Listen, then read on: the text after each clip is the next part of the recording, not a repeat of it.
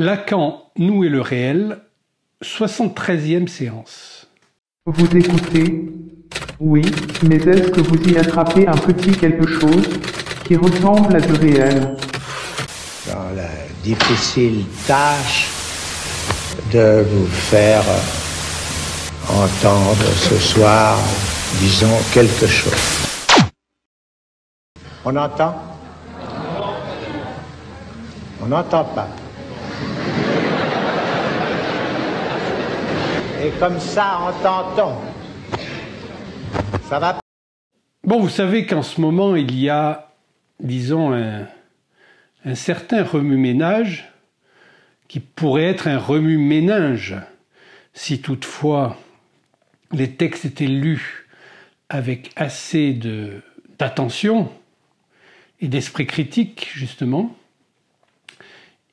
Et je vais essayer aujourd'hui d'aborder ou de réaborder, parce que ça a déjà été fait, mais dans les circonstances qui sont les nôtres, avec les abus d'enfants, qui sont maintenant, font partie carrément de programmes, un programme de l'OMS qui s'appelle Droits sexuels des enfants, que combat de manière assez active et très efficace Ariane, avec ses livres, ses conférences et ses regroupements de parents qui sont à juste titre inquiets des orientations que prennent aujourd'hui les fonctions éducatives.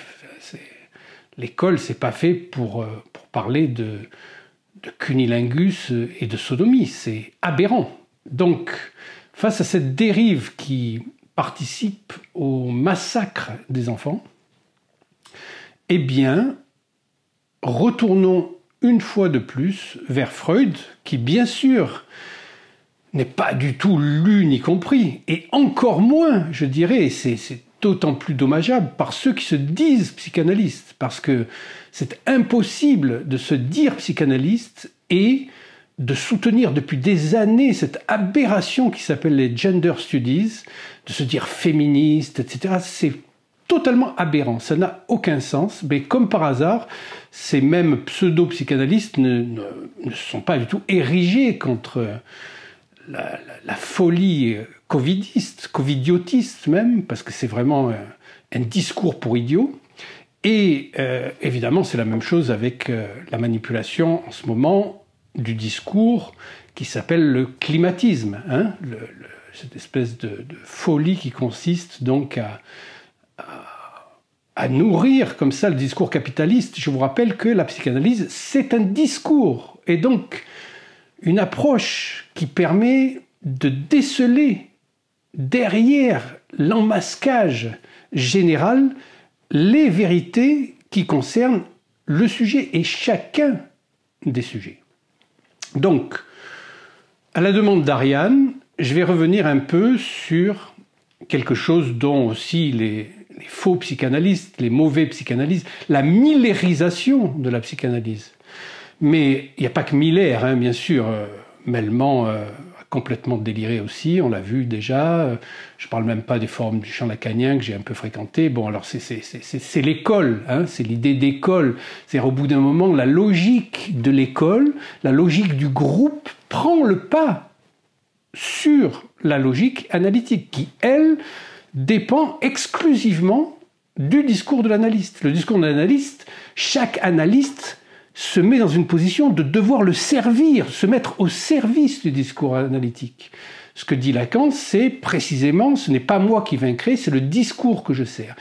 Et cette approche-là, en termes de discours, c'est ce qui permet de conserver un certain discernement et d'entrer notamment dans la possibilité critique. Hein. Crisis, je vous rappelle que ça veut dire discernement. Et le discernement, qu'est-ce que c'est si ce n'est justement ce qu'amène la psychanalyse en permettant de faire la part des choses entre la croyance originelle et le diktat qu'imposent certaines émotions avec la vérité qui, elle, passe par le plan du signifiant. Alors nous avons vu la dernière fois les aberrations qui sont dites au nom de Freud et qui sont reprises aujourd'hui pour justifier l'injustifiable, c'est-à-dire la sexualisation des enfants. c'est monstrueux. Parce que, bien sûr, il n'y a pas à parler aux enfants de sexualité. La sexualité telle que l'entendent les adultes, ça n'a rien à voir avec ce qui préoccupe les enfants. Les enfants, ils sont préoccupés par woher die Kinder kommen, c'est-à-dire d'où viennent les enfants. Donc, il ne s'agit pas de dire des choses aussi monstrueuses et soi-disant libérales, libertaires, là, de parler de sodomie, de changement de sexe, de cunnilingus. C'est dégueulasse de dire des choses comme ça à des enfants. C'est monstrueux. Donc, il s'agit de parler à chaque enfant qui se pose la question, que les parents soient préparés justement à faire la différence entre sexualisation et sexuation. C'est-à-dire les enfants sont perturbés par le fait d'avoir été sexués, de savoir qu'il y a une sexuation. Cette sexuation, c'est une coupure. Ils ont été coupés de quelque part. Il y a quelque chose qui leur manque. Et donc, à partir de là, il y a des pulsions qui s'animent. Et évidemment, ce que n'en comprennent pas du tout les mauvais psychanalystes, parce qu'ils ne sont pas allés jusque-là, on dirait qu'ils n'ont jamais fait d'analyse. En tout cas, ce qui est sûr, c'est qu'ils n'ont pas fini leur analyse, c'est que le concept de pulsion, c'est le concept limite, et ce concept-là, c'est un concept qui est au fondement de la psychanalyse. On ne peut pas aller plus loin que ça. C'est le concept limite. Et la pulsion, c'est l'écho que dans le corps, il y a un dire. C'est-à-dire que la parole, c'est déjà incarné, si on le dit en termes un peu, disons, chrétiens, mais à pas confondre, bien sûr, avec la mousse catholique. Hein, mais en tout cas, la logique qui a permis un certain déploiement et une certaine articulation de notre civilisation occidentale qui est aujourd'hui complètement déniée par un espèce de progressisme, entre guillemets, délirant, qui n'a rien à voir avec un progrès, puisque c'est une régression massive. Et donc il s'agit aujourd'hui de remettre un peu, comme on dit au rugby, l'église au centre du village, ce qui veut dire quand même que pour qu'il y ait un lieu qui fonctionne, eh bien, il doit y avoir une certaine organisation et une certaine circulation des concepts à partir du retour au texte. Et notamment au texte freudien, pauvre Freud qui est aujourd'hui suspecté de je ne sais quelle vilainie, lui qui a été toujours d'une éthique impeccable, qui n'a jamais reculé, qui est un homme courageux, qui a porté jusqu'au bout son projet. Alors là, je reviens un peu sur l'histoire de la neurotica, puisque la neurotica, bien sûr qu'il est revenu sur la neurotica, mais pas dans le sens où on croit. C'est-à-dire qu'il n'a pas eu peur de son invention, au contraire. C'est-à-dire qu'il s'est dit, mais il y a quelque chose derrière le dire des analysantes qui est un autre dire que je n'ai pas entendu.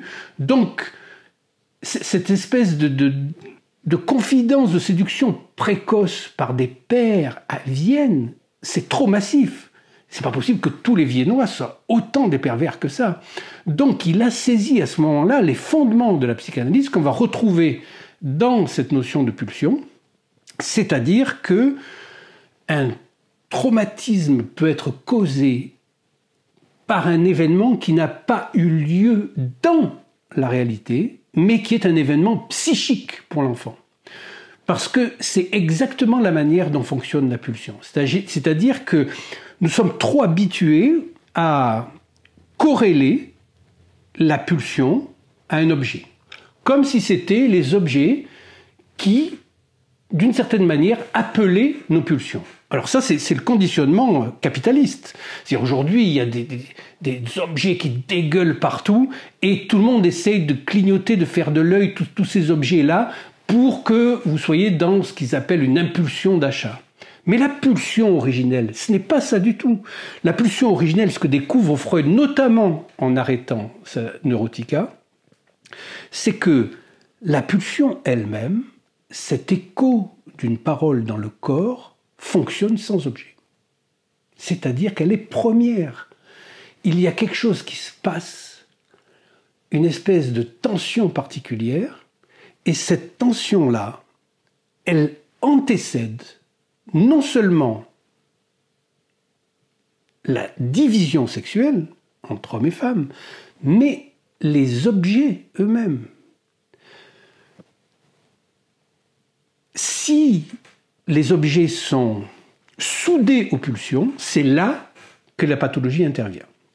Il appelle ça Verlötung, c'est-à-dire une soudure artificielle d'un objet à une pulsion. Et nous l'avons vu la dernière fois, donc les pulsions qui vont animer l'enfant arraché au corps de la mère, séparé du corps de la mère, sont au nombre de 4. 4 pulsions, donc, qui sont la pulsion d'espèce, c'est-à-dire que l'enfant va, d'une certaine manière, se modéliser sur un corps humain. C'est en ça que le corps de la mère n'est pas le corps de la mère, il n'est même pas le corps d'une femme, il est un corps humain. Et c'est le corps qu'il a perdu. Il est une pure tête, il se modèle là-dessus, se modélise là-dessus. Évidemment, cette modélisation va avoir besoin de 3 autres pulsions. Il y en a 2 qui fonctionnent ensemble, ce sont les 2 qui apparaissent tout de suite, simultanément, à cette tension de modélisation pour trouver un corps qu'il n'a pas, parce qu'il n'a pas l'impression d'avoir un corps, parce que son corps, c'est le corps de la mère qu'il n'a plus, dont il est séparé. Donc, on a une pulsion d'emprise et une pulsion d'élaboration psychique. C'est-à-dire, ce qui ne peut pas atteindre dans le réel, il va essayer de le symboliser. C'est le stade du fordat, on a déjà parlé, avec le fort qui fait partie de la pulsion d'emprise, c'est-à-dire saisir un objet et le pénétrer. C'est un stade agressif, en faire quelque chose, le jeter, le casser, le briser. Et puis le da, qui est de le faire revenir. Et donc, ces 2 pulsions, la manière dont elles sont corrélées, cette pulsion d'emprise et cette autre pulsion, qui est une pulsion d'élaboration psychique, lui permettent de supporter le réel. C'est-à-dire le réel d'être coupé de sa mère, tout simplement. Et ensuite, donc, la 4e pulsion, qui est la pulsion de savoir, Wistrib. C'est-à-dire essayer d'en savoir quelque chose de comment je dois me prémunir de ce qui est trop dur pour moi, trop souffrant de vivre dans ces expériences-là. Donc s'active là cette notion de pulsion, qui est ce concept limite de la psychanalyse, dont je vous rappelle que Freud dit que les pulsions sont des êtres de mythes grandioses dans leur indétermination. Donc, mythe, c'est le mot important là-dedans. Parce que mythos, ça veut dire vérité. Ça veut dire la parole en tant qu'elle crée. Donc, une parole qui touche au réel. C'est une parole originelle, le mythos. Et donc, le lieu où nous pouvons aller le plus loin, c'est effectivement ce registre pulsionnel. Ce registre pulsionnel qui s'active dès l'origine avec ces échanges entre la mère et l'enfant va connaître donc une articulation décisive que bien sûr les pseudo-psychanalystes, les mauvais psychanalystes, comme je pense à des conférences de Miller, il padre basta, le père il y en a assez, etc. Alors que la psychanalyse c'est le nom du père, c'est réinstaurer la place vide du père pour que le sujet trouve sa place dans le discours et puisse changer de discours. Et donc s'acheminer vers sa propre parole et sa liberté.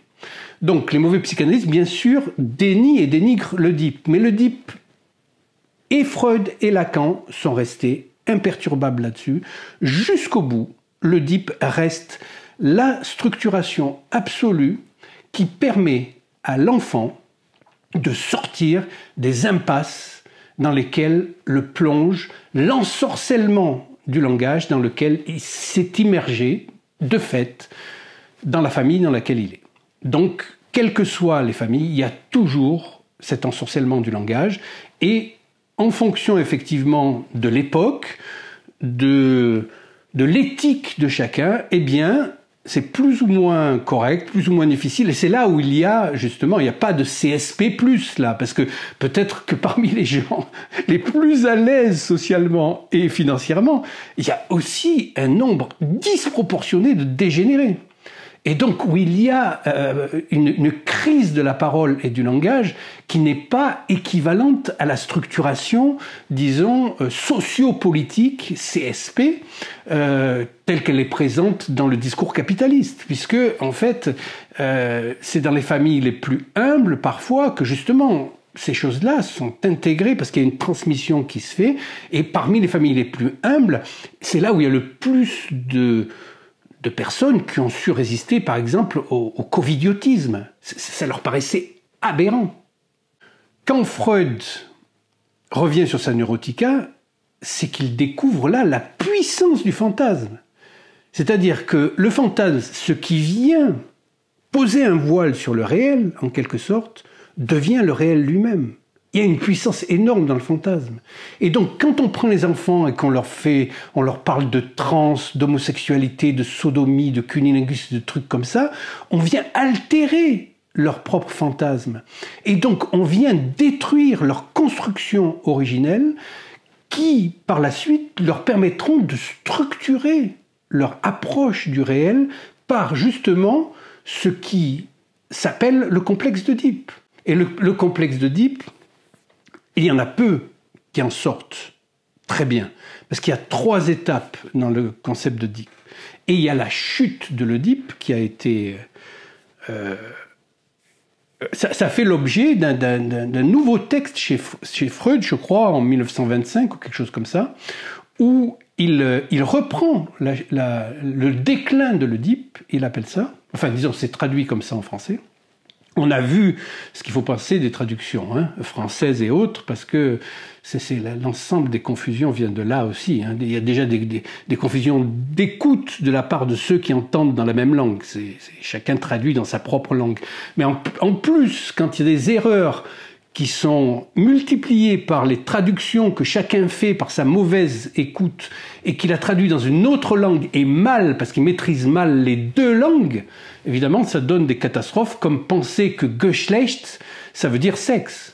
Ça ne veut pas dire sexe, Geschlecht. On l'a déjà vu. Donc, nous allons revenir sur ce moment décisif en 3 temps, qu'est le complexe d'Oedipe. Alors, je voudrais commencer par lire un petit texte de Lacan. Ce que nous a démontré l'expérience comme la théorie qui a conduit Freud, c'est qu'il y a une certaine façon de s'introduire dans ce relief qui est le signifiant fondamental. Que le complexe d'Oedipe est justement là pour ça, pour quelque chose que le fait que nous admettons maintenant comme un fait d'expérience courante que de n'avoir pas traversé l'épreuve de l'Oedipe. C'est-à-dire de n'avoir pas vu s'ouvrir devant soi les conflits et les impasses et de ne pas l'avoir résolu d'une certaine façon par une certaine intégration qui n'est pas simplement intégration de ces éléments à l'intérieur du sujet, mais aussi prise du sujet dans ces éléments qui sont donnés à l'extérieur. Si nous admettons si facilement que le fait de n'avoir pas réalisé cette épreuve laisse le sujet précisément dans un certain défaut, une certaine impuissance de la réalisation des distances justes qui s'appellent la réalité humaine. C'est que nous tenons justement que le terme de réalité implique cette intégration à un certain jeu de signifiants. Je ne fais là que simplement formuler ce qui est admis par tous, d'une façon, en quelque sorte, implicite, dans l'expérience analytique. Revenons donc à ces 3 temps du complexe d'Oedipe. Tout d'abord, le complexe d'Oedipe est à prendre comme une énonciation de la loi. C'est-à-dire que la mère elle-même est convoquée, au-delà de ses envies, au-delà de son caprice, à quelque chose qui s'appelle la loi. Et cette loi fait référence en tant que c'est la loi du père. Le père est une métaphore qui permettra à l'enfant de se situer au-delà, justement, de l'inceste. L'inceste n'est pas qu'un bébé couche avec sa mère, on n'a jamais vu ça. L'inceste, c'est que le bébé qui arrive reste pris dans les signifiants maternels, c'est-à-dire ne puisse pas s'échapper des signifiants maternels. Donc c'est dans ce sens-là qu'une loi doit apparaître, et que c'est la loi avec un grand L, et donc c'est ça la loi du Père. Et le complexe d'Oedipe, originellement, ce n'est rien d'autre que ça, c'est-à-dire une épreuve en 3 étapes qui va permettre à l'enfant d'accepter qu'il y a une loi. Et pour ça, il va devoir traverser cette expérience. Le mythe central qui a permis à la psychanalyse de démarrer, qui est le mythe de l'Édipe. Le mythe de l'Édipe ne veut pas dire autre chose. C'est qu'à l'origine, le désir du Père et la loi sont une seule et même chose. Et que le rapport de la loi au désir est si étroit que seule la fonction de la loi trace le chemin du désir. Que le désir, en tant que désir de la mère, pour la mère, est identique à la fonction de la loi. C'est en tant que la loi l'interdit qu'elle impose de la désirer, car après tout, la mère n'est pas en soi l'objet le plus désirable. La loi, c'est accepter quelque chose au-dessus de soi. C'est l'assumer. Or, la loi va concerner le fait que la mère est privée de quelque chose et que c'est au nom de cette loi qu'elle en est privée.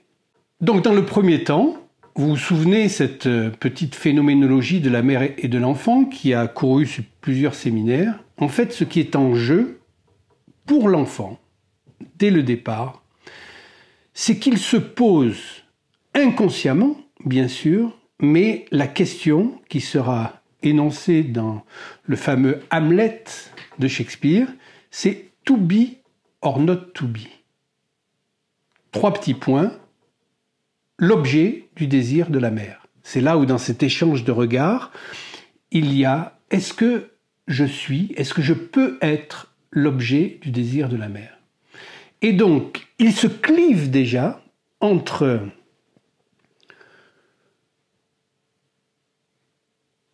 se faire objet du désir de la mère pour satisfaire à sa demande. Sa demande, c'est toujours une demande, dans le fond, c'est une demande d'amour. Et donc, d'être l'objet du désir de la mère, ça va lui demander d'être autre chose que ce qu'il est. Il ne sait pas ce qu'il est réellement, mais il va tendre à se conformer à une image qu'il se fait pour être l'objet du désir de la mère.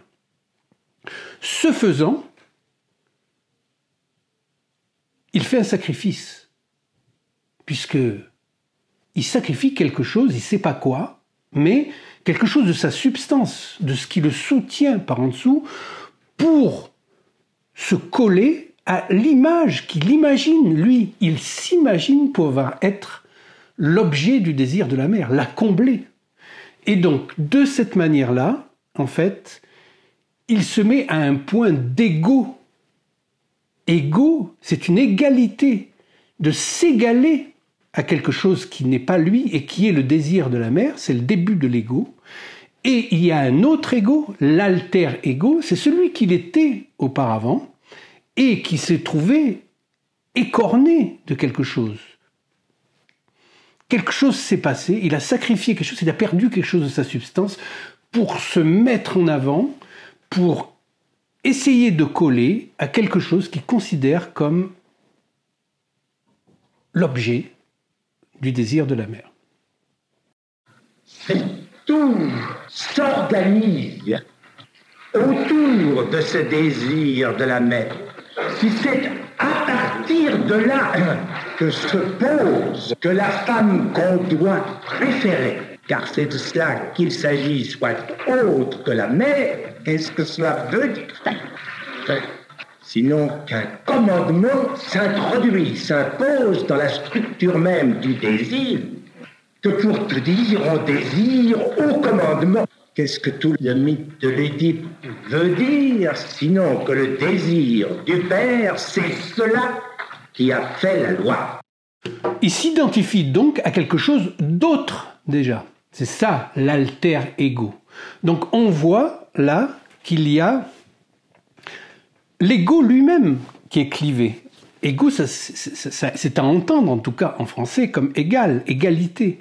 Donc deux choses qui sont forcément différentes puisqu'ils s'identifient à quelque chose d'autre mais qui doivent être égales. Donc il y a ce clivage qu'on va retrouver dans le clivage du moi lui-même, c'est-à-dire le moi en tant que I de A, image de l'autre. Le moi, c'est une altérité intériorisée, c'est vouloir correspondre à la légende qu'on entend de ce qu'on est, c'est-à-dire comment on s'imagine être auprès des autres, et coller à cette image, et donc c'est toujours une altérité intériorisée, le moi. Donc le moi est déjà clivé, et ensuite le sujet va arriver comme clivé aussi doublement. C'est-à-dire le sujet, je vous rappelle, comme le sujet de la première expérience phénoménologique du rapport aux objets qui vont arriver, et donc ces objets-là, eh bien, qui sont jetés devant, en quelque sorte, présupposent quelque chose qui n'est pas l'objet, qui lui les manipule, les observe, les étudie, etc. Donc le sujet se déduit d'abord comme ça.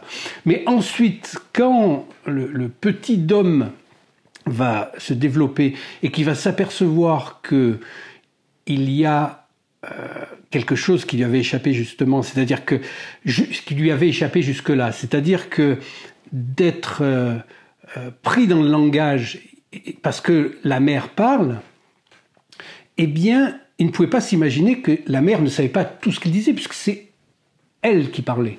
Donc, elle parle déjà d'un ordre particulier et donc elle connaît les mots, donc elle doit savoir ce qu'il pense. Et puis à un moment, il s'aperçoit qu'elle ne sait pas. Elle ne sait pas ce qu'il pense. C'est l'origine du mensonge, je l'ai déjà vu. C'est-à-dire qu'il va tester, il va voir qu'elle ne sait pas ce qu'il pense. Et donc là, va s'ouvrir la possibilité du langage. Et c'est un océan, le langage. C'est-à-dire c'est le monde du signifiant, mais c'est quelque chose d'absolument effrayant. C'est en même temps la liberté, c'est-à-dire d'avoir une psyché séparée de celle de la mère. On l'a vu la dernière fois que parmi l'ensemble des pathologies, notamment la pathologie paranoïaque, c'est-à-dire la psychose, il y a ce fantasme d'une même psyché pour plusieurs corps. Donc là, il y a une psyché séparée.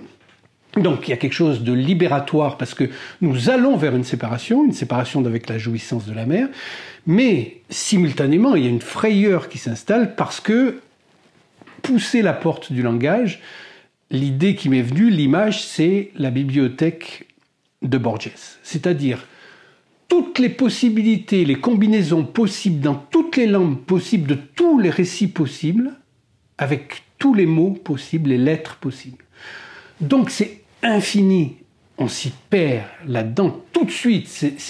C'est comme un océan gigantesque, immense, incommensurable, impossible d'en voir la fin, et à ce moment-là, le sujet va, pour créer une réalité continue sur laquelle il puisse s'appuyer, revenir vers les objets. Et cette fois, les objets vont être chargés de désir. C'est-à-dire, il sera passé du côté du langage par sa demande, donc il aura ouvert la porte de l'autre avec un grand A, et cette fois, l'autre le concernera directement, lui, et pas seulement la mère. Donc, il va pouvoir cette fois se cacher derrière l'autre et puis revenir auprès des objets. Et les objets, cette fois, ne sont plus seulement des objets comme auparavant, mais ce sont des objets qui sont recels de signifiants. Un objet, au départ, c'est un recel de signifiants. C'est-à-dire, il y a à l'intérieur un signifiant qui signifie le sujet. En tout cas, c'est le premier stade, là, où l'enfant, par ce désir d'identification à l'objet de désir de la mère, désir de désir, donc, se trouve dans une position où il est obligé d'avancer d'un pas vers la résolution du complexe d'Oedipe qui prendra encore du temps et qui va se déployer avec deux autres phases. Le désir de désir, au sens hegelien, Et donc, désir qu'un désir réponde à l'appel du sujet. Il est désir d'un désirant. Ce désirant qui est l'autre, pourquoi en a-t-il besoin? C'est sous quel angle que vous vous placiez, mais de la façon la plus articulée dans Hegel, il en a besoin pour que l'autre le reconnaisse, pour recevoir de lui la reconnaissance. Ça veut dire quoi?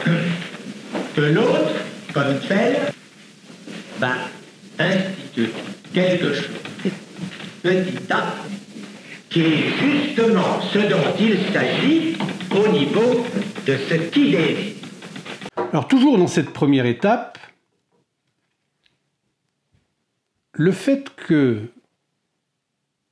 l'enfant sente quelque chose qui remue au bas de son ventre, garçon ou fille, eh bien, il se demande s'il est ce quelque chose ou pas. Et l'effet miroir qu'il propose à la mère fait que la mère elle-même, par la demande qu'elle perçoit de l'enfant, mais ce ne sont pas des choses conscientes, c'est pas, la mère ne se dit pas « Ah oui, il m'a demandé ceci ou cela ». Non, c'est une demande d'amour qui passe par l'identification à l'objet du désir de la mère, donc au désir du désir de la mère. Le phallus, donc. Le phallus en tant qu'il est et n'est pas simultanément. Il est là, c'est-à-dire dans l'écart, dans le vide qu'il y a entre la mère et l'enfant, ce vide dans lequel se manifeste la parole. S'il n'y avait pas d'air, il n'y aurait pas de parole non plus. La parole est véhiculée par l'air. Parler, c'est respirer, réellement. C'est-à-dire que c'est pour ça que la psychanalyse, en fait, est un poumon artificiel qui permet de retrouver une capacité de respirer dans un monde devenu irrespirable. Donc nous avons cet effet miroir qui fait que la mère elle-même se trouve questionnée dans son propre désir. Et nous avons déjà vu que dans la non-coïncidence des regards de la mère et l'enfant, il y avait le fait que la mère désire autre chose. C'est pas l'enfant qui est son désir. L'enfant est déjà là. Donc elle aurait pu se leurrer auparavant en disant que son désir est un désir d'enfant. Mais comme le désir, il est lié au manque, en fait, que l'enfant soit déjà là, son désir est déjà ailleurs, puisque le désir se déplace en permanence. Et donc, elle est elle-même questionnée par son désir. Et bien sûr, ce désir de la mère, c'est le phallus lui-même. Et donc, l'enfant, lui, ne perçoit pas tous les enjeux de ça, mais il en attrape le résultat. Donc, il se retrouve là, donc, pris dans ce qu'on appelle une phase phallique primitive. Primitive, disons, perceptible en tant que telle, de manière primitive. Parce qu'on l'avait vu que la première phase phallique, c'est que, étant sorti du ventre de la mère, il essaye d'y retourner, et donc l'objet libidinal qui est devenu la mère instantanément à ce moment-là, dans laquelle il veut revenir, dans laquelle il veut rentrer, on avait déjà vu que nous avions appelé ça une phase phallique. Donc nous sommes là, par contre, dans la phase phallique de l'Oedipe, la première phase qui consiste pour l'enfant, à s'imaginer pouvoir être le désir du désir de la mère. Donc le phallus. Et le phallus est plus significatif dans le véhicule humain par sa chute, par sa possibilité d'être objet chute que par sa présence. C'est là qui désigne la possibilité de la place de la castration dans l'histoire du désir.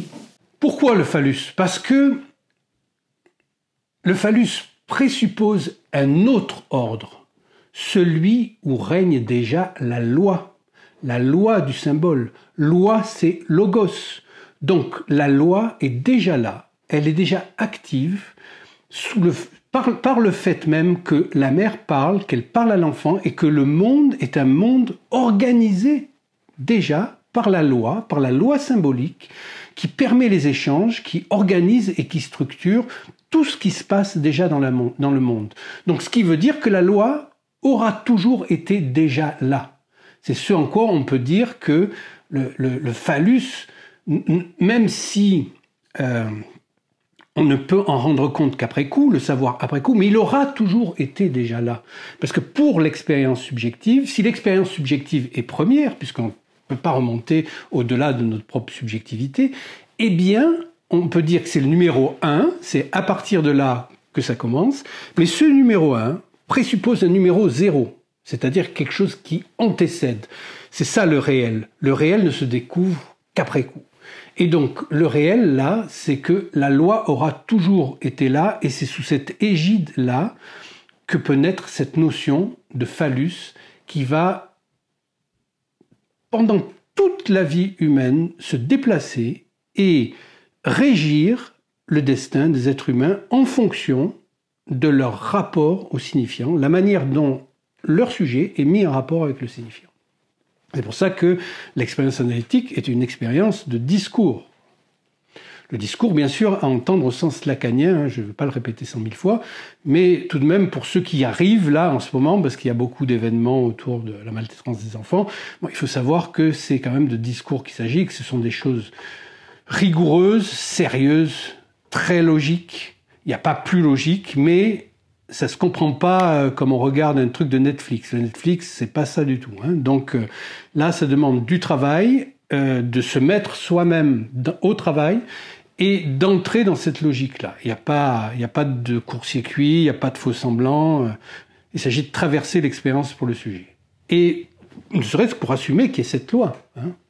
Donc c'est pour ça aujourd'hui qu'il y a autant de lois. Parce que toutes ces lois-là sont là pour masquer qu'il y a une loi. Qu'il y a la loi. Et la loi, c'est la loi du signifiant. Ce n'est pas pour rien que depuis toujours je vous serigne que l'amour, c'est de donner ce qu'on n'a pas. C'est même le principe du complexe de castration. Pour avoir le phallus, pour pouvoir s'en servir, il faut justement ne pas l'être. Quand on retourne aux conditions où il apparaît qu'on l'est, car on l'est aussi bien. Pour un homme, ça ne fait pas tout, et pour une femme, nous redirons par quelle incidence elle est amenée à l'être, eh bien c'est toujours fort dangereux. Ce désir de l'enfant d'être le phallus de la mère, et que la mère y répond d'une certaine manière, la manière dont elle y répond, que vont se nouer déjà des possibilités pathologiques, plus ou moins graves, plus ou moins sérieuses. Là, il faut se souvenir que la mère du petit Hans, par exemple, qui lui menace de lui couper le zizi, eh bien, elle l'accueille quand même dans son lit. Et là, donc, il y a un écart entre la parole qui est énoncée par l'organe vocal, l'organe phonatoire, le bloc audio-vocal qui nous permet d'articuler la parole, parce que nous sommes les porteurs de la parole, et puis une autre parole qui elle-même est sourde, c'est-à-dire elle est sourde au sens de sourdre et pas de ne pas entendre, parce que le corps entend. Mais elle sourd du corps. Et cette parole-là qui prend le pas sur la parole énoncée avec le bruit que fait la voix, va faire que l'enfant va être dans les pires difficultés parce que il va se trouver dans une détresse. Hilflosigkeit, dit Freud, de ne pas pouvoir être le phallus de la mère et d'être malgré tout, d'une certaine manière, appelé à cette place par sa mère, qui le fait rentrer dans le lit alors qu'elle lui dit « je vais te le couper ». C'est pour ça qu'il développe une phobie. La phobie, les premières pathologies infantiles, sont des pathologies qui ne sont pas mauvaises, qui sont au contraire salvatrices. Ça lui permet justement de sauvegarder ses possibilités subjectives. Sinon, sa sexualité, non seulement sa sexualité, mais tout ce qui va se passer sur un plan psychopathologique va être engagé dès cette expérience-là. Donc voilà pour le premier temps. J'ai un peu débordé en vous parlant de Hans, mais c'est pour montrer les implications qu'il y a et la logique qu'il y a derrière. Parce qu'il n'y a pas plus logique que Freud. Et évidemment, pas plus logique que Lacan, relisant Freud et essayant d'attaquer de tous les côtés la logique de Freud, mais c'est impossible. C'est-à-dire rentrer dans le texte freudien, c'est rentrer dans une autre logique et dans quelque chose qui n'appartient qu'à la psychanalyse et à rien d'autre, et je dirais à l'expérience analytique. L'expérience analytique, c'est faire l'expérience en y mettant sa peau, en y mettant son corps. Il faut y jouer quelque chose. Il faut y mettre sa livre de chair, sinon ça ne marche pas. Vous ne pouvez pas comprendre si vous êtes uniquement sur un plan intellectuel, universitaire, etc., comme le sont les 9/10 des psychanalystes maintenant. On se voit très bien qu'ils n'ont pas traversé l'expérience parce que leur parole ne porte pas, elle n'est pas portée. Ils répètent des formules fétichisées dont ils ne comprennent rien. On peut pas se dire psychanalyste et admirer Judith Butler. C'est absurde, c'est même débile. Donc, la psychanalyse, ce n'est pas ça. La psychanalyse, c'est revenir à cette notion de pulsion comme concept limite qui va permettre justement de réorganiser la vie d'un sujet dans son rapport au signifiant. Et ce que la psychanalyse seule fait, c'est de faire réellement passer la loi du signifiant avant tout le reste. Le primat du signifiant n'est pas un vain mot. Ça se passe d'abord psychiquement. La loi qui agit sur la psyché prédétermine tout ce qui va se passer. Et la loi, c'est le langage, puisque, nous l'avons vu, le désir fait la loi au sujet. Le désir s'active à partir du moment de la demande. À partir du moment où il y a cette demande d'amour pour le bébé, enfin du bébé pour la maman, sous la forme d'une reconnaissance qui serait « reconnais-moi en tant que je suis l'objet de ton désir », ce qui est impossible pour la mère, puisque son désir est toujours ailleurs, il s'est déjà déplacé. Et donc, cette demande-là ouvre déjà au grand autre, c'est-à-dire à l'autre de la parole, même si des mots ne sont pas prononcés à ce moment-là. C'est pas parce que des mots ne sont pas prononcés que le par-l'être en tant qu'humain ne fait pas déjà toujours partie a priori de l'ordre du langage. Nous sommes déjà toujours des êtres de langage. Que nous soyons sourds, que nous soyons muets, quoi que ce soit, le fait que nous soyons équipés d'un bloc audio-vocal fait de nous des corps parlants. Des corps qui sont les porteurs de la parole, et donc la loi, c'est une loi de la parole. C'est pour ça que la vérité est importante en psychanalyse, c'est pour ça que l'expérience analytique, même si la philosophie peut se dire parfois chercheuse de vérité ou je ne sais pas quoi, il y a de très beaux textes là-dessus, notamment de Nietzsche, mais Nietzsche en meurt de la vérité, il devient fou. Et Freud va structurer justement ce rapport à la vérité de manière à ce que ce soit supportable de faire avec cette vérité. Ça, c'est le travail analytique, et évidemment, c'est incompréhensible pour ceux qui ne le font pas. Mais c'est pas grave. Il n'y a pas de mission de vérité non plus. C'est comme parler de la sexuation aux enfants, on ne peut pas le faire de manière globale, générale, avec des programmes par Internet ou je ne sais pas quoi. C'est du un par un. C'est en fonction de ce que chaque enfant éprouve comme demande qu'il est possible de répondre correctement. Exactement comme dans la cure analytique, qui est un lien social à deux. C'est la manière de reconstruire sa possibilité langagière à partir d'un lien social à deux. Et il n'y a pas de lien social autre que celui-là. Alors, passons maintenant au deuxième temps. Le deuxième temps commence à partir du moment où l'enfant se rend compte qu'il y a quelque chose de défaillant dans son identification au désir de la mère. Et évidemment, c'est là qu'intervient cette notion de père imaginaire. C'est-à-dire celui qui prive la mère parce que la mère devient privée. C'est-à-dire, elle appartient à un autre ordre, à un autre désir. La demande est renvoyée à une cour supérieure. C'est-à-dire, la demande faite au petit autre qu'est la mère est renvoyée au grand autre, à l'ordre du langage lui-même. Donc, c'est là qu'apparaît ce père imaginaire. On se souvient que le terme de privation induit un manque réel et un objet symbolique. Contrairement, bien sûr, à la frustration qui met en place un objet réel et un manque imaginaire, alors que la castration aura au préalable statué par rapport à un manque symbolique et un objet imaginaire. Donc là, nous rentrons déjà dans l'amorce de cette dialectique subtile du sujet et de l'objet. C'est là que le sujet se représente la loi comme ce qui prive la mère.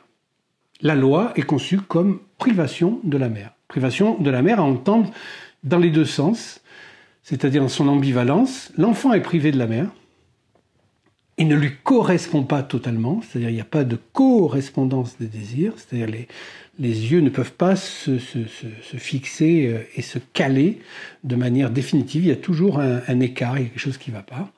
Donc, l'enfant est privé de la mère et la mère est privée elle-même de quelque chose.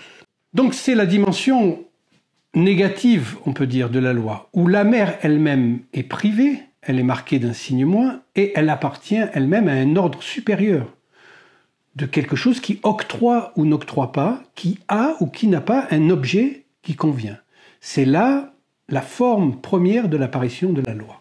C'est-à-dire que le fait que la mère elle-même soit soumise à une loi qui la dépasse, qui n'est pas sa loi, mais qui est une autre loi, la loi de l'autre, eh bien, ça, c'est ce qui est la clé même de l'Oedipe. C'est l'instauration de l'autre comme système signifiant. Il y a quelque chose d'au-delà de la mère, ce en quoi je vous rappelle que le terme de métaphore, c'est son étymologie. Métaphorein, ça veut dire porter au-delà. De plus en plus, le psychanalyse s'engage dans quelque chose effectivement excessivement important, le savoir. Et c'est chose, mon Dieu, que j'ai commencé déjà. J'ai abordé la mère, le désir amer, c'est absolument capital, le désir amer, c'est quelque chose qu'on peut supporter. Comme ça soit indifférent, ça fait toujours des dégâts. Alors c'est là où la mère a un rôle à jouer, très important, parce que c'est à ce moment-là qu'elle va se rapporter non pas au père, non pas au géniteur forcément, mais à la parole du père, c'est-à-dire même à la parole d'un père, c'est-à-dire quelque chose qu'elle assume et qu'elle accepte comme étant au-delà d'elle-même. Évidemment, si c'est le géniteur et père, c'est encore mieux, mais on l'a vu avec le petit Hans, par exemple, le père du petit Hans est un type vraiment remarquable d'une certaine manière. Pour son époque, il est assez éclairé pour amener Hans à Freud. Il est prévenant, gentil, observateur, rigoureux, il s'occupe de son enfant, il essaye de comprendre ce qui se passe, etc. Mais ça ne suffit pas. Ça ne suffit pas et il est inopérant, on peut dire. Parce que, tout simplement, sa parole ne vaut rien dans la bouche de la mère. Elle ne se réclame pas du père. C'est la mère en tant qu'elle s'abrite elle-même derrière une fonction paternelle qu'elle permet à l'enfant d'avoir cette respiration. C'est pour ça d'ailleurs à un moment que le petit Hans va dire à son père « Écoute, tu dois être plus dur, tu dois être plus sévère, il y a quelque chose qui ne va pas. » Donc c'est un enfant de 5 ans qui dit ça à son père. Donc on voit que c'est parce que la mère ne relaye pas, et puis elle est dans une ambivalence entre ce qu'elle dit avec la voix et ce qu'elle dit avec son corps. Donc c'est ce qui fait que le petit Hans va développer cette phobie comme étant salvatrice. Je rappelle que les symptômes au départ, aujourd'hui on a une manière phobique tout de suite de voir les symptômes, mais les symptômes sont au départ une réponse qui est pour sauver les possibilités du sujet en tant qu'il est d'abord répondant d'une parole. En l'accueillant dans son intimité, en faisant son phallus imaginaire, eh bien, elle en fait un assujetti à sa propre névrose à elle, ce qui est vraiment une impasse pour l'enfant qui aurait pu le conduire à, au moins, disons, à la perversion. Parce que la perversion est aussi une défense. Dans les 3 structures du langage incorporé, chaque fois, ce sont des défenses. C'est-à-dire, c'est la manière dont le sujet lui-même met en place quelque chose pour échapper à une impasse définitive de son destin. Le fait que ce n'est pas la parole du père qui fasse la loi à la mère, c'est par là que le problème s'introduit. Très important. Donc, premier temps, je vous rappelle, c'est l'identification au désir du désir de la mère, la demande, qui introduit cette notion de grand autre, qui est le registre du langage par lequel le sujet va prendre sa loi.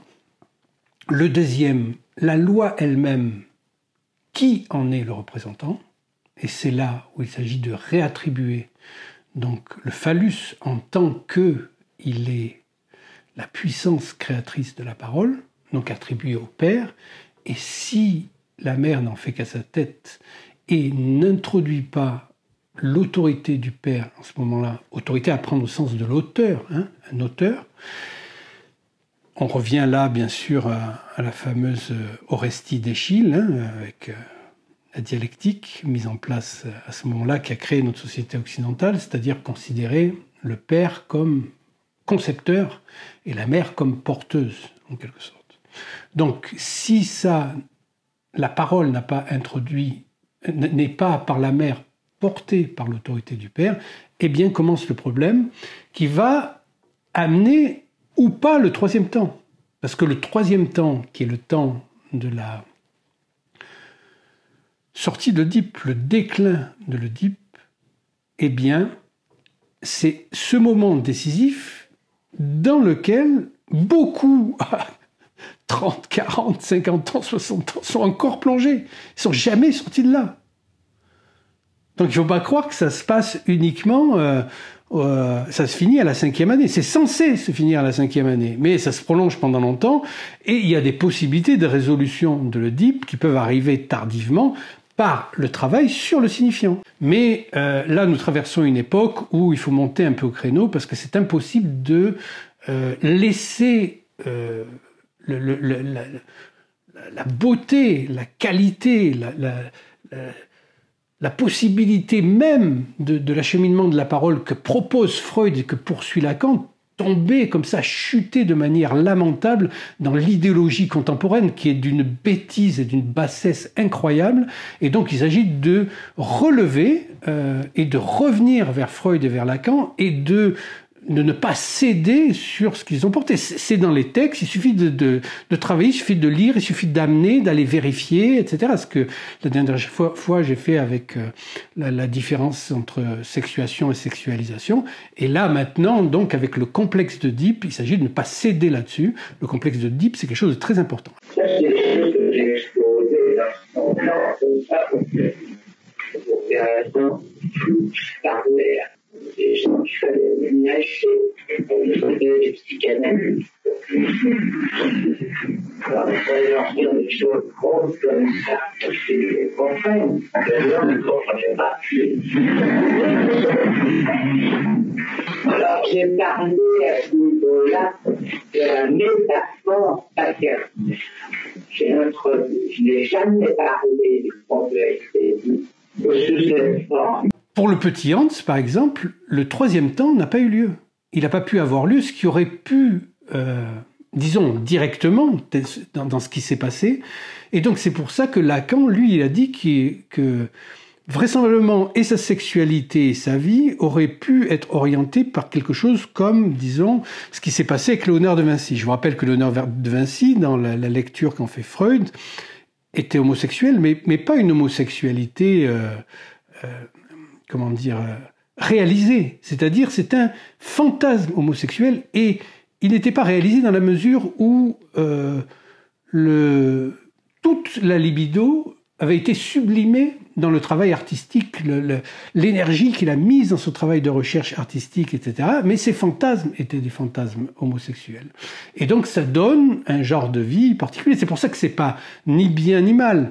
Mais il faut savoir qu'il y a des implications et que la manière dont on s'adresse aux enfants de leur mettre aujourd'hui, de leur parler de trans, etc., ça peut être catastrophique pour leur fantasme, et surtout de les pervertir, comme c'est fait dans les programmes de l'OMS qui sont signés par les gouvernements. Hein. Le gouvernement Macron là a signé le truc de l'OMS, l'éducation sexuelle des enfants.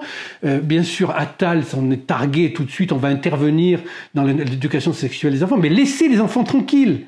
Et les enfants dépendent de l'éducation des parents, et les parents eux-mêmes ont à se mettre à la hauteur de là où ils doivent être en tant que parents. S'ils ont des enfants, c'est leur responsabilité. Donc cette troisième étape, bien sûr, elle est dans la continuité de la seconde étape, et c'est là où le père apparaît comme celui qui est officiellement le porteur du phallus. C'est-à-dire que il va, par le fait que le sujet va assumer que le père en est le porteur, qui est un au-delà de la mère, alors à ce moment-là, il va pouvoir laisser tomber l'Oedipe. C'est-à-dire on va pouvoir assister au déclin de l'Oedipe. Mais en tant qu'il en est le porteur, il en est aussi le pourvoyeur et celui qui peut l'enlever. Donc c'est redonner son statut au père. Je vous rappelle que dans Moïse ou le monothéisme, ce que fait Freud, c'est de dire, écoutez, je ne crois pas en Dieu, je crois que Dieu n'existe pas, mais d'une certaine manière, il s'agit de rénover la place vide de Dieu, ce en quoi il répète le geste christique. Donc on est là dans cette troisième étape, c'est-à-dire respecter cette place vide là, c'est-à-dire la place du Père. Parce que en tant qu'il a le phallus, eh bien il faut qu'il en fasse preuve. Donc c'est là où il est fait appel à son courage d'une certaine manière, parce que si il a le phallus, c'est lui qui peut le donner ou pas le donner, etc.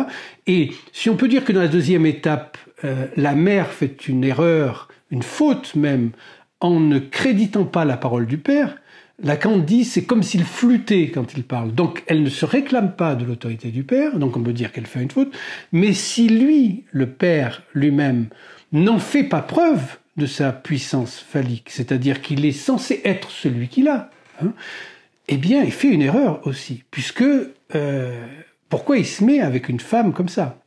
Ça veut dire qu'il y a un problème qui n'est pas résolu, là. D'une certaine manière, c'est l'épreuve aussi pour le père. Et donc, les deux sont envoyés dos à dos, parce que les deux sont responsables, et évidemment, c'est le petit Hans qui va révéler tout ça. Qu'est-ce que nous voyons au début de la phobie du petit Hans? Ceci, que sur quoi on met un accent qui n'est pas bien centré, savoir que, soi-disant, l'angoisse serait liée à l'interdiction par la mère des pratiques masturbatoires, et vécue, perçue par l'enfant comme présence du désir de la mère s'exerçant à son endroit. Et je vous rappelle que quand on dit toute puissance, c'est pas de l'enfant. La plupart des gens, les psychologues, ils disent oui, l'enfant est une phase de toute puissance. C'est jamais l'enfant. C'est la mère qui se met dans une position de toute puissance. Justement, en privant le père du phallus qui lui revient, c'est-à-dire en n'écoutant pas la voix du père et en ne parlant pas au nom de l'autorité d'une métaphore, c'est-à-dire du langage du père en tant qu'il est métaphore de la mère. Le troisième temps, donc, c'est ceci, c'est en tant que c'est le père qui peut donner son objet à la mère, qu'il est un père potent, c'est-à-dire qu'il peut satisfaire à son désir. C'est là où il y a une expérience pour les enfants, petits garçons en tout cas, qu'on entend souvent, c'est qu'à un moment ou à un autre, et c'est aussi dans Kafka, l'enfant se rend compte que son pénis est tout petit par rapport au pénis du père. Il a vu, d'une certaine manière, le pénis du père, et qu'il se rend compte que, ben oui, là, il n'y peut rien, quoi. C'est-à-dire, lui, il est pas fait pour satisfaire la mère. Il n'est pas celui qui l'a. Et là, il faut faire la différence entre l'avoir et l'être, hein, parce que, justement, du côté des femmes, ça ne veut pas dire qu'elles sont privées de phallus, ça veut dire qu'elles ne peuvent pas l'avoir sans l'être, elles, le phallus. Tandis que pour les garçons, qui sont tout phalliques et donc stupides, comme on a vu, eh bien, eux, il s'agit à chaque fois de l'avoir ou ne pas l'avoir. Et donc, le père et l'identification qui va avoir lieu dans ce troisième temps permet de l'avoir ou ne pas l'avoir. Et pour le garçon, bien sûr, c'est de l'avoir. Et pour la fille, la castration intervient dans la mesure où elle reconnaît que c'est le père qui l'a, mais qu'elle accepte que, justement, elle n'aura pas un enfant du père. C'est-à-dire, elle accepte la privation. Le fait que son manque à elle va être réel, c'est-à-dire elle n'aura pas d'enfant du père, mais l'objet lui-même était symbolique, c'est un symbole. C'est-à-dire qu'il ne faut pas conserver le phallus dans sa représentation imaginaire qui est le pénis dressé, mais il faut revenir au signifiant. Et la résolution de l'Oedipe va se passer comme ça, dans ce troisième temps. C'est à ce moment-là, justement, où le père est considéré comme potent, c'est-à-dire celui qui est capable de satisfaire la mère, que dans ce troisième temps, c'est-à-dire le fait d'avoir le phallus, donc de la restitution au père, que lui-même peut restituer à chacun de ses enfants, filles et garçons, un rapport correct au phallus pour le garçon et pour la fille. Il faut du symbolique pour qu'apparaisse individualisé dans le nœud ce quelque chose que moi je n'appelle pas tellement le complexe d'Édipe, c'est pas si complexe que ça. J'appelle ça le nom du père. Ce qui ne veut rien dire que le père comme nom. Ce qui veut rien dire au départ. Non seulement le père comme nom, mais le père comme nom. La restauration donc de l'instance paternelle, qui est vraiment le credo de la psychanalyse depuis le début, depuis Freud, ça a été poursuivi par Lacan avec les noms du père, hein, évidemment, à ne pas confondre avec le patronyme. C'est pas le patronyme, le nom du père, c'est la manière dont la loi s'insinue comme étant indispensable à la formation d'un sujet. Parce que les lois, la loi elle-même, c'est la loi de la parole, c'est la loi du langage, c'est là où ça se joue. Pour les êtres humains, les lois du langage surdéterminent toutes les autres lois. L'instance paternelle qui a été ici réalisée dans ces trois temps. 1.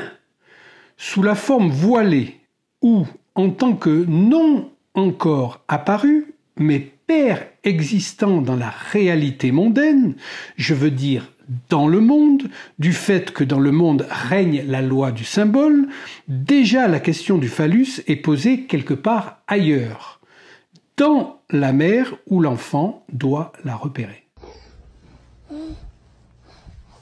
Sophia? Yeah? Did you take my phone? No. 2. De sa présence privatrice, en tant qu'il est celui qui supporte la loi.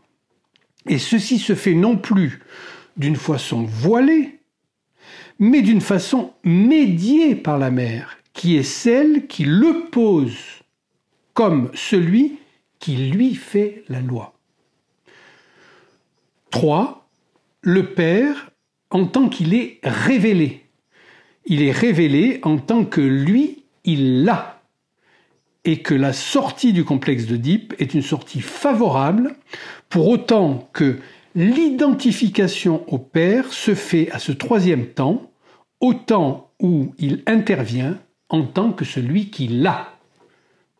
C'est une identification qui s'appelle idéal du moi, et qui vient à ce niveau, dans le triangle symbolique précisément là, au pôle où est l'enfant, et dans la mesure où c'est au pôle maternel que tout ce qui va être ensuite réalité commence à se constituer. Et c'est au niveau du père que tout ce qui va être dans la suite sur moi commence à se constituer. C'est en tant que le Père intervient comme réel et comme Père potent dans un troisième temps, celui qui succède à la privation ou à la castration, qui porte sur la mère imaginée au niveau du sujet, dans sa propre position imaginaire à elle de dépendance. C'est en tant qu'il intervient au troisième temps comme celui qui, lui, l'a, qu'il est intériorisé comme idéal du moi dans le sujet, et que, si je puis dire, ne l'oublions pas, à ce moment-là, le complexe d'Oedipe décline. Qu'est-ce que ça veut dire ? Cela ne veut pas dire qu'à ce moment-là, l'enfant va entrer en exercice de tous ses pouvoirs sexuels. Vous le savez bien. Bien au contraire, il ne les exerce pas du tout. Et c'est là qu'il s'agit de respecter vraiment la latence.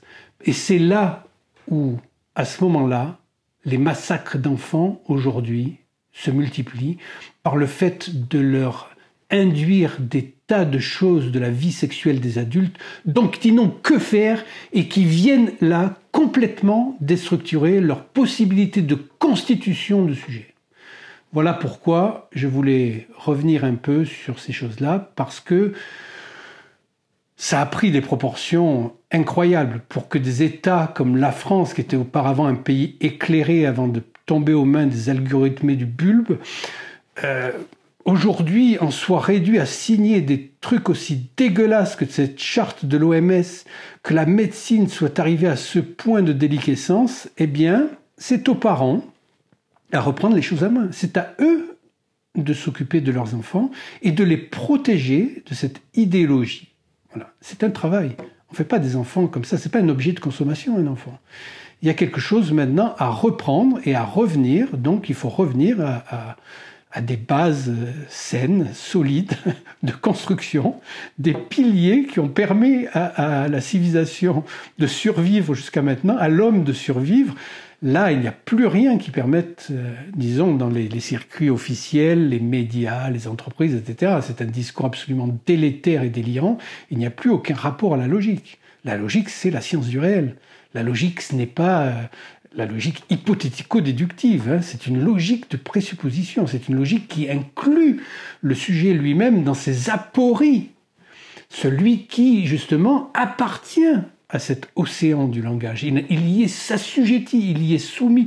Et il s'agit de déplacer assez le sujet par le travail analytique pour qu'il passe d'un assujettissement à la subjectivation de son propre destin.